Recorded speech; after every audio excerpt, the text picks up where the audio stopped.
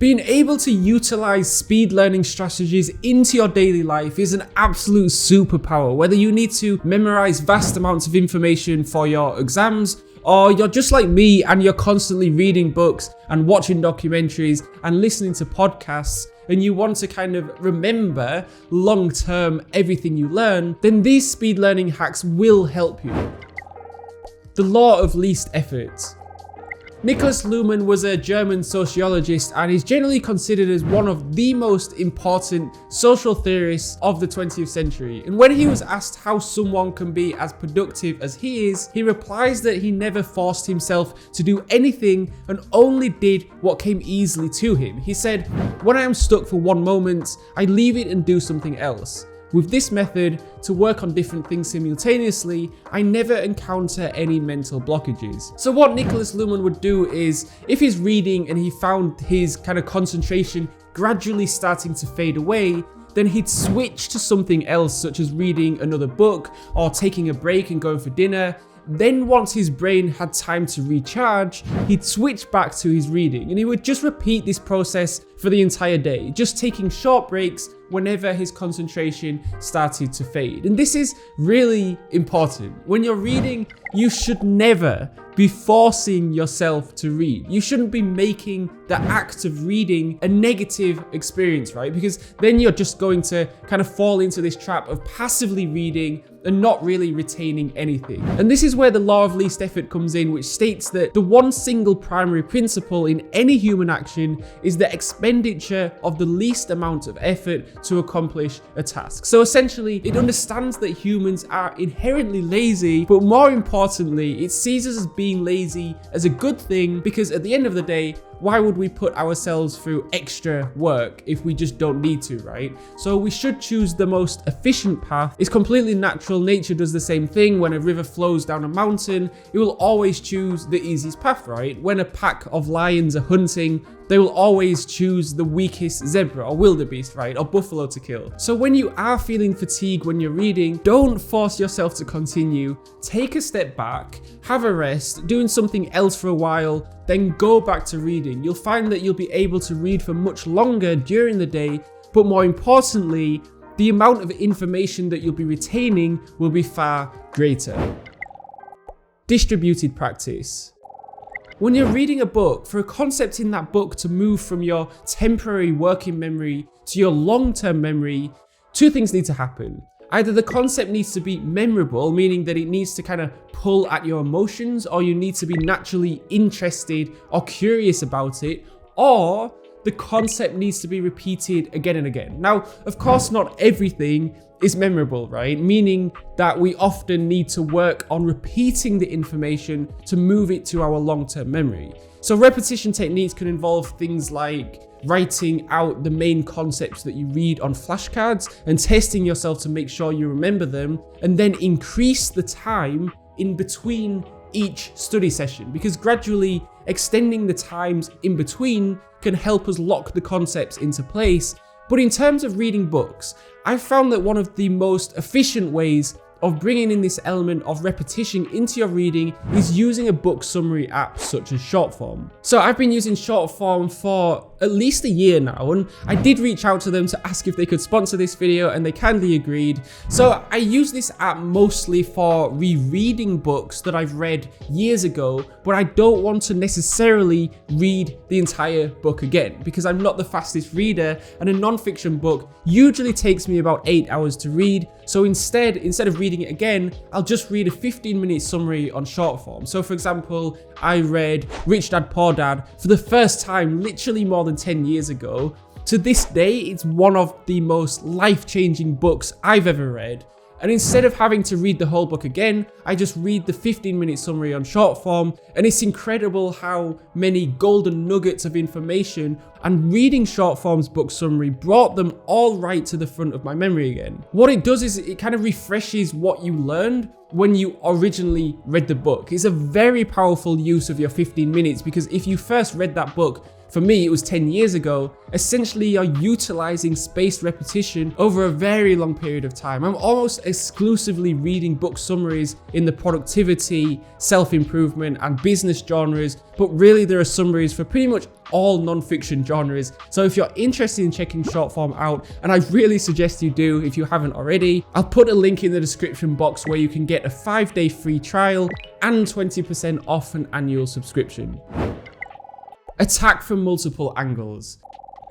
When you're reading, firstly, it's important that you let your natural curiosity lead your learning, meaning that if any questions crop up, anything that you find particularly interesting, you then go to different sources to delve deeper. And this literally happened last night. It was actually a Netflix documentary that I was watching, if I'm being honest, not reading a book, but it's the same principle and a great example. So last night I was watching the Cuba Libre Stories, a documentary portraying the history of Cuba from colonial times to the present day.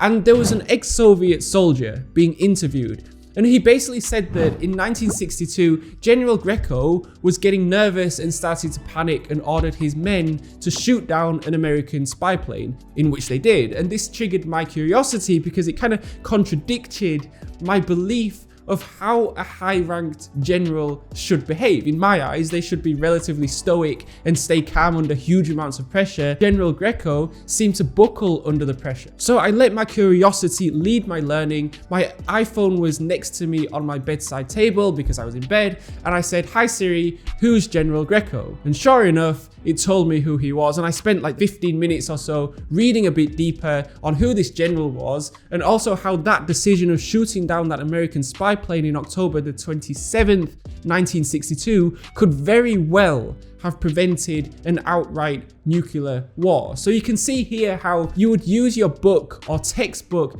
as your main source of information, but then any kind of concepts or ideas that jump out at you, you can utilize other learning platforms such as Siri or Google or YouTube to delve deeper and support your learning. Read consciously and deliberately. So Clay Johnson, author of The Information Diet, A Case for Conscious Consumption, said that the number one piece of advice I have is to consume consciously and deliberately.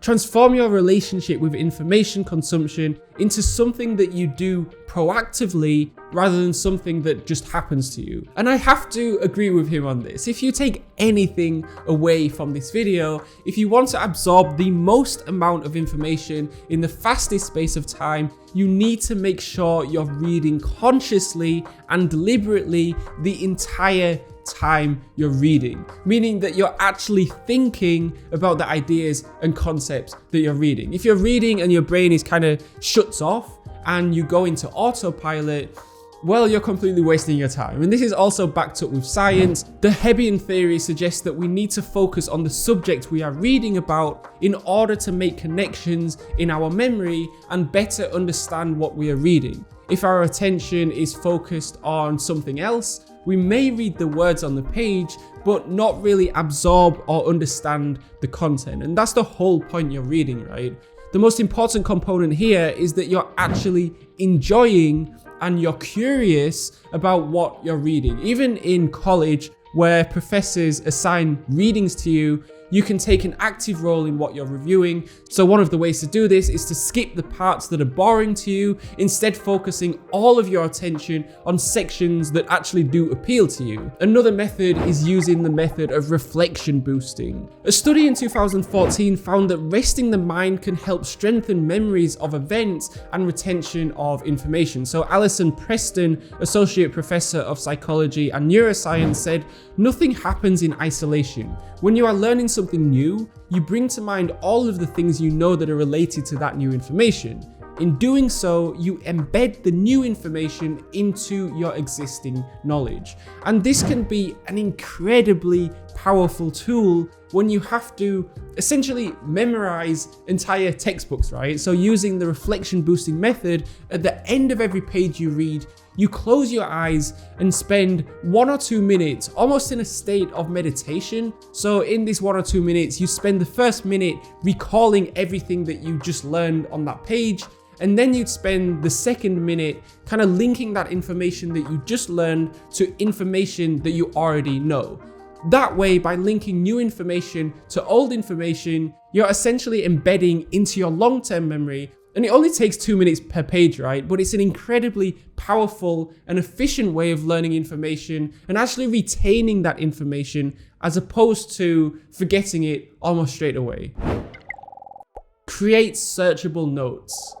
So keeping notes of what you read is pretty obvious, right? But the real key here, in my opinion at least, is to store your notes in a searchable format. So let me give you an example. Whenever I read a non-fiction book, I'll take notes of the biggest golden nuggets, the biggest kind of takeaways, and I'll add them to my knowledge bank on Notion. And the knowledge bank is just kind of a very simple database of all the most important things that I've learned over the years. And the reason why I started it was because I consume so much content, but naturally our brains are relatively inefficient, right? In that the vast majority of the content that you consume and the lessons that you learn, you'll forget about them within about 24 hours. So I designed the knowledge bank to capture these golden nuggets so that I can reread them occasionally, let's say once a month, so I can keep them fresh in the front of my memory. I've actually just recently realized that the knowledge bank has been really helpful to just reread before I'm a guest on a podcast. So for example,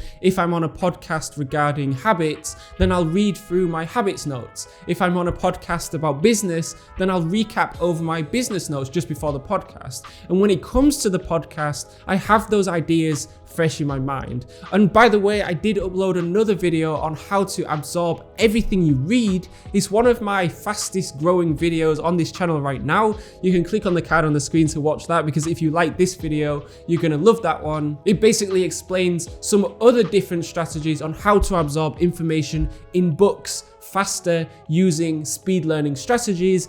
Alternatively, I made another video on why self-education is my #1 hack. Honestly, it completely changed my life, learning how to learn. And finally, do check out the sponsor of this video, Short Form, another great way of self-education. There's a link in the description below.